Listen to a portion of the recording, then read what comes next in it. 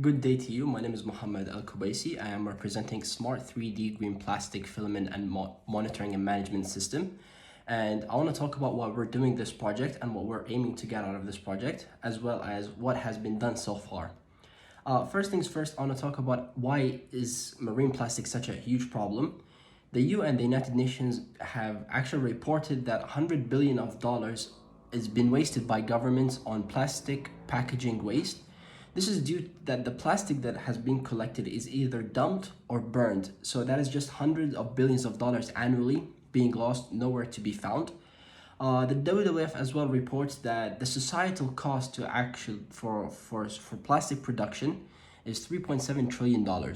But that story does not end there, as the WWF actually reports as well by 2040, which is only 17 years away, that this figure could almost double to $7.1 trillion. Now, another problem that the UN has also reported is that 10 million tons of fish die annually because of ocean pollution. This is because that the plastic that has been dumped into the ocean is not recycled correctly. So when this plastic is not collected and cleaned right, we are facing an issue where hunger crisis is actually increasing more and more over time. The UNESCO as well predicts that by 2100, that 50% of the fish creatures that we eat will go extinct.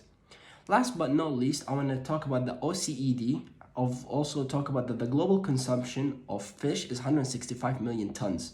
This is after the loss of the 10 million loss of annual fish that we have every year.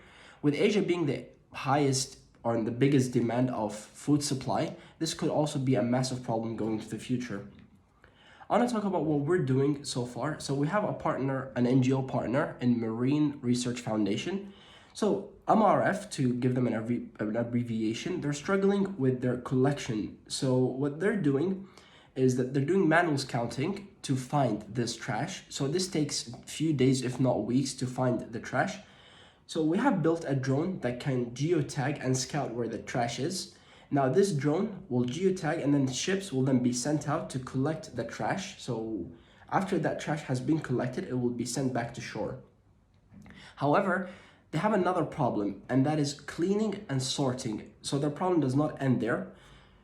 Once they clean and sort that manually, it could also take them ages. So what we're doing as well, we're building a machine that is trained through AI by vision learning to sort out the plastic automatically.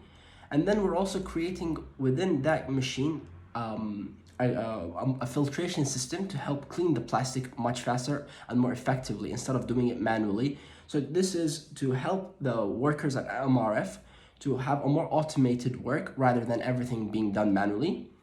I want to talk about the production actually behind this marine waste plastic.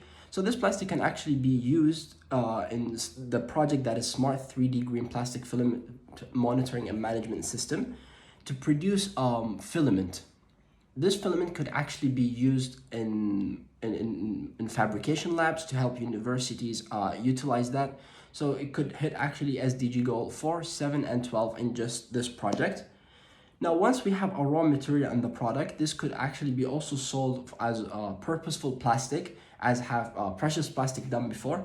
But what we're doing differently is that we're taking from marine waste plastic and turning it into new purposeful plastic rather than just precious plastic. The market for this type of product usually would be the 3D printing enthusiasts, educational institutions such as universities and schools that could help teach students more about 3D printing, which is a very innovative technology going into the future. Environmental organizations like our NGOs who are like MRF, who are focusing on actually on this matter, helping to clean the oceans or the coast in Sabah, as they have successfully helped to retrieve many lives of stingrays, fish, turtles in Malaysia. Another market that we could look at is maker space and fabrication labs. And last but not least, sustainable product manufacturers and how we can help them as well to improve more and more on this.